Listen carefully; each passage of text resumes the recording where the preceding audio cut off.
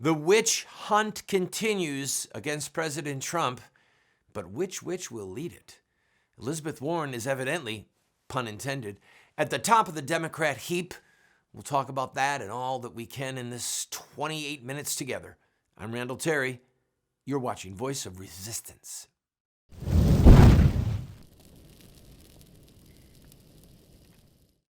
Welcome to the broadcast, friend.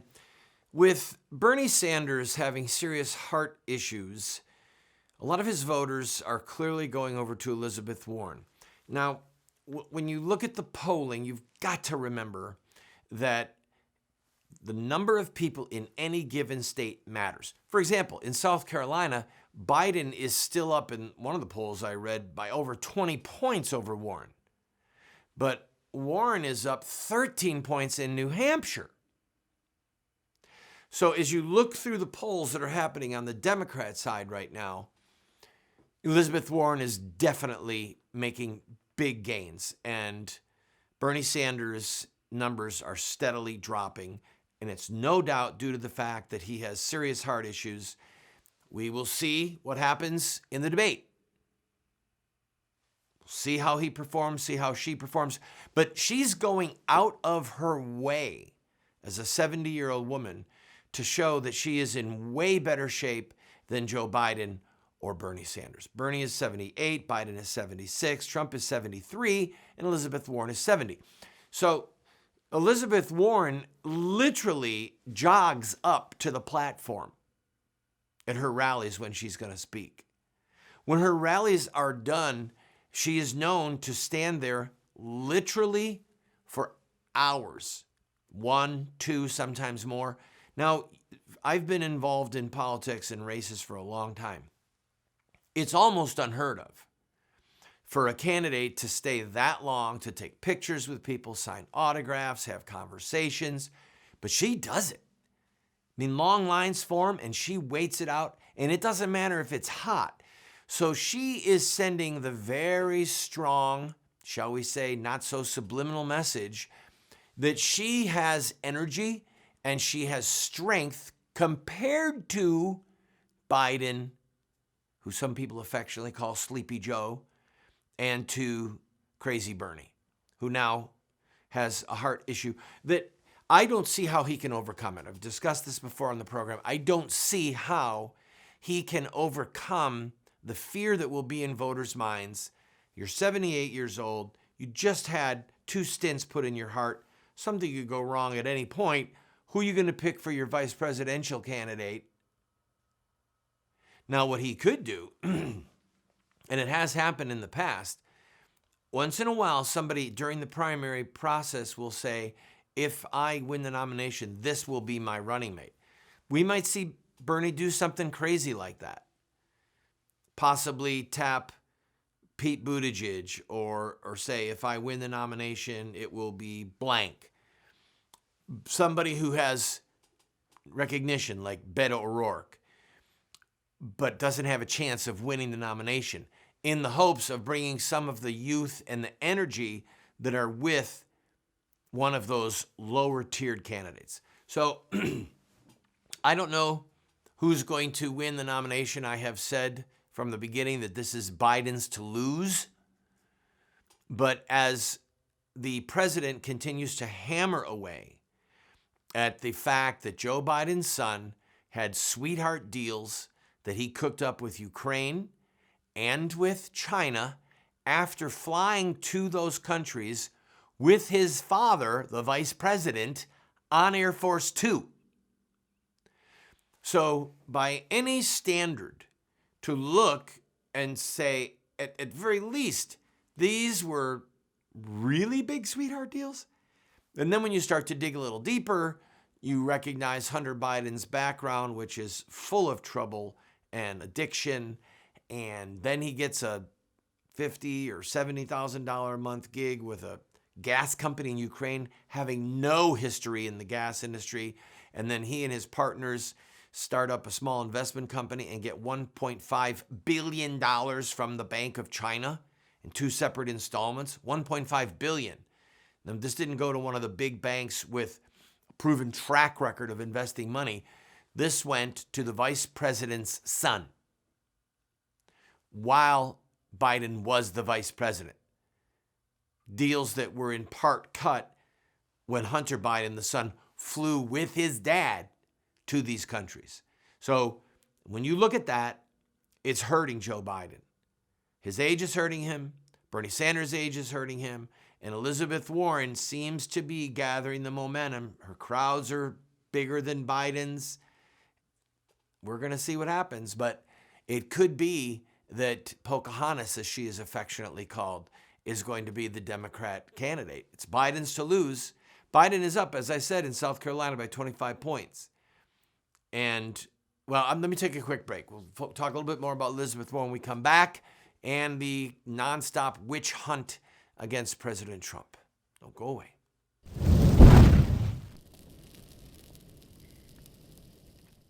Introducing Roxy Guitar. If you're a guitar or bass player, whether you play acoustic or electric, check out Roxy Guitar. I've been playing for over 40 years and seen guitar stores all over America. I've never seen a store like Roxy Guitar. Roxy Guitar has over 700 guitars in stock, over 1,500 pedals, over 200 amps. For the beginner or price-conscious buyer, there's Michael Kelly guitars. For the serious player or professional, Roxy Guitar has the finest selection of guitar lines I've ever seen. You know I love Warrior guitars. Roxy Guitar has over 100 Warriors in stock. They have Heritage, G&L, Gretsch, John Sears, BC Rich, Duesenberg, Dean, legendary guitars at great prices, including pre-owned Gibsons, Fenders, and more. Let them know you heard about Roxy Guitar from Randall Terry and receive 10% or more off your purchase on select items. Go to roxyguitar.com.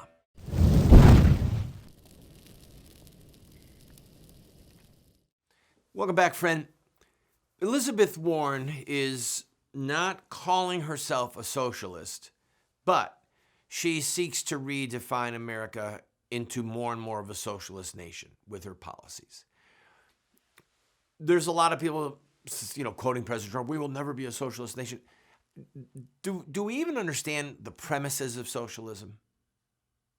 I was talking to a good friend of mine many years ago who was a college professor in the math department, and we got into a discussion, sort of a debate about government, and I said, well, what's the purpose of government? And he said, without blinking, he said, the primary purpose of government is the redistribution of wealth. I almost fell backwards. I said, Lou, do you understand that you're talking about a quote right out of the Communist Manifesto? This is a communist principle you just quoted. That the primary purpose of government is the redistribution of wealth?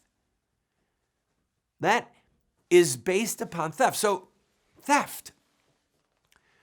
So, before I beat up any more on Elizabeth Warren, I want to ask you, do you know that there is a biblical Old and New Testament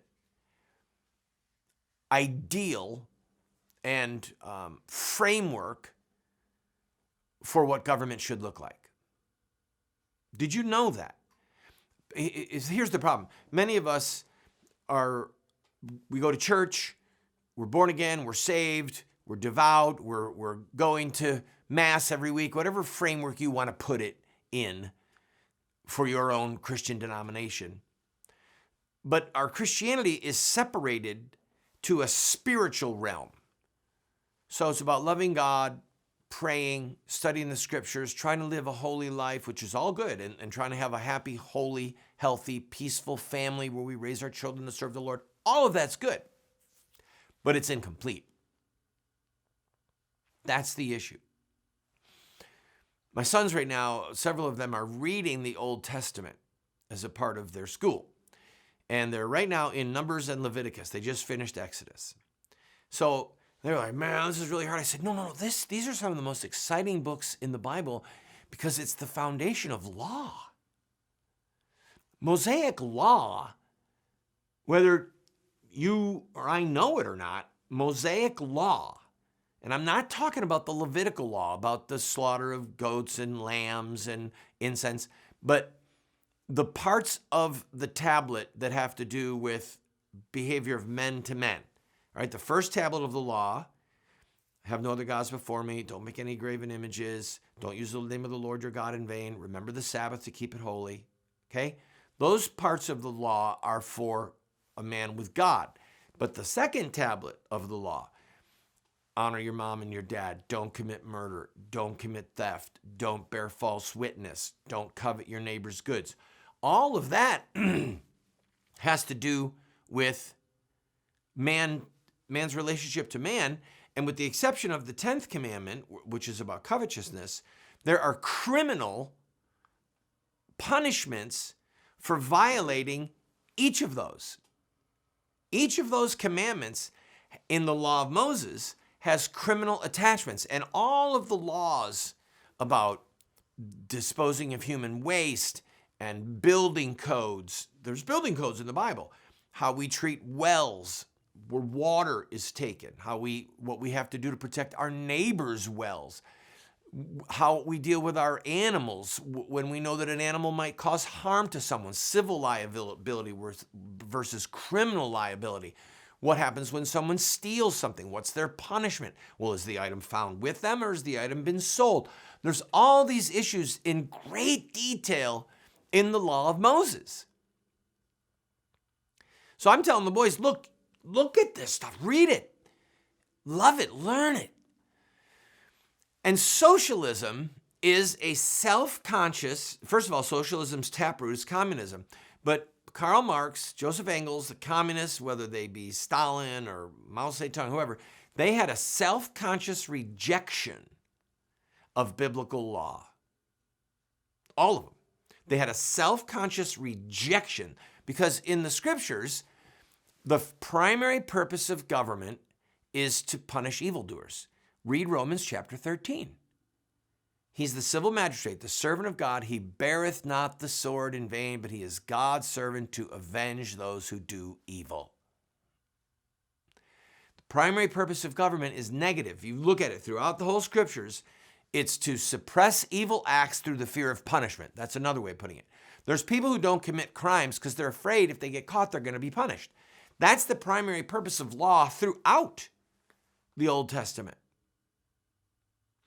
But what the Marxist wants to do is say, look, God said to Adam, you're going to eat your bread by the sweat of your brow.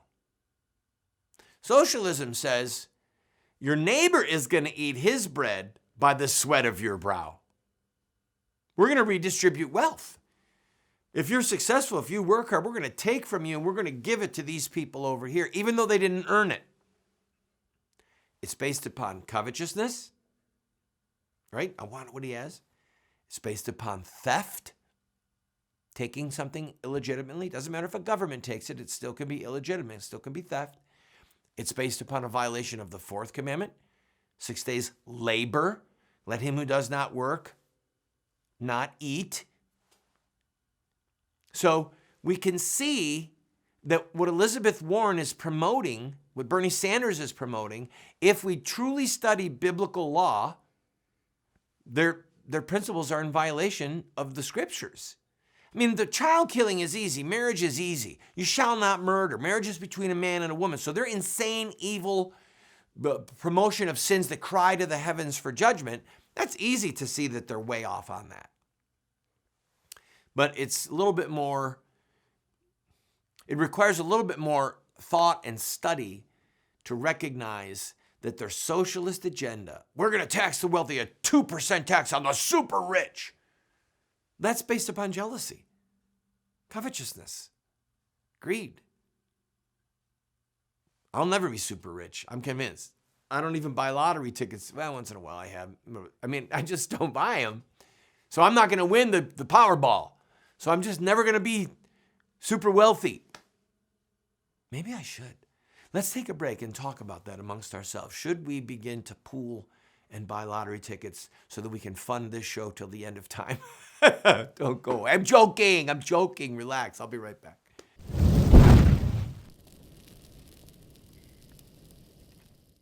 I also want to speak tonight directly to Muslims throughout the world. We respect your faith. Its teachings are good and peaceful. and those who commit evil in the name of Allah blaspheme the name of Allah. We have reaffirmed again and again that the United States is not and never will be at war with Islam. Islam teaches peace. Islam is a religion of peace. They are not Muslims, they are monsters. We've been told that Muslim terrorists have hijacked the peaceful religion of Islam. But Islamic art and literature tell a very different story. To know the truth, we only have to study the narrative of the founder of Islam, Muhammad, in his own words.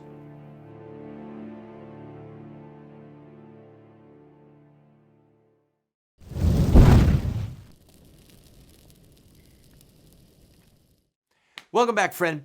So Elizabeth Warren is getting a lot of Bernie supporters because she is a socialist. She doesn't run out there and say it, but there's starting to be some serious news articles written about her stories, especially from the Wall Street Journal, because people are very nervous about her. If she became the commander-in-chief, American business probably would be decimated if she got her way.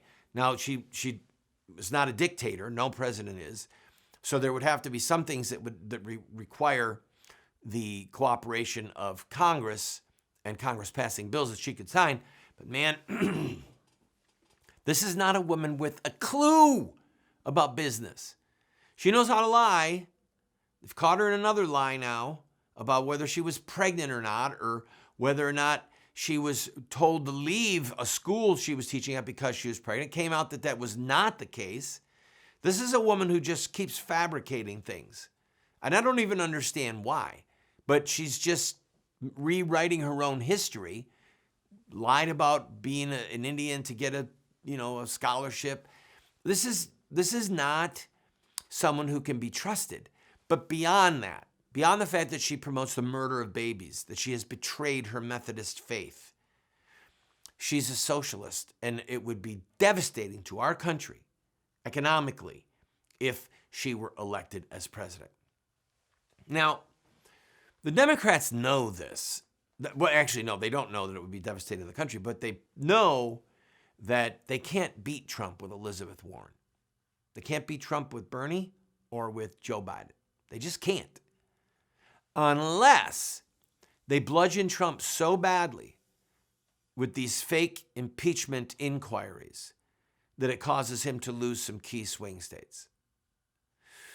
I don't know. I watched the president's rally the other night in Minnesota, and the president is trying to win Minnesota. The media took the bait, hook, line, and sinker. Now, it's very interesting. Fox carried the whole speech, and that's something that they're beginning to do now as the campaign revs up. They've made a decision that they're going to do it like they used to do and like the other networks used to do prior to the 2016 election. But CNN and MSNBC have decided they're going to give Trump as little airtime as possible.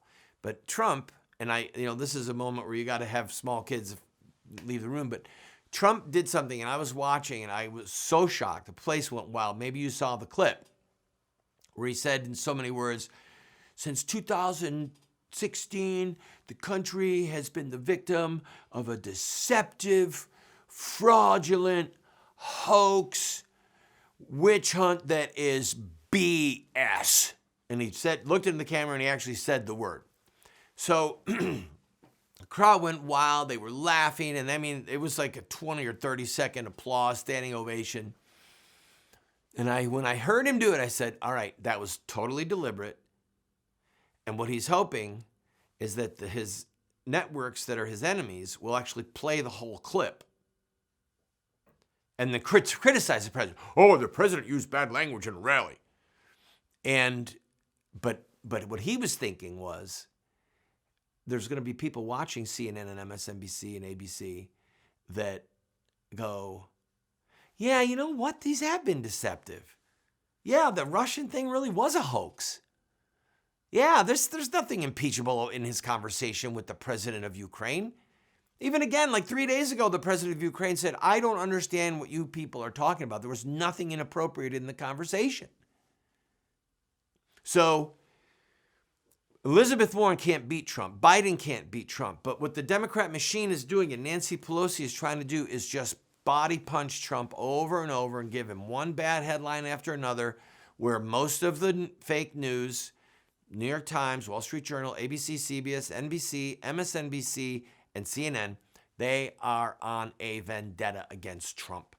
And that's the only hope that they have of winning, is that they so bloody Trump with these fake witch hunts that he loses a couple of the key swing states. Don't go away. I'll be right back.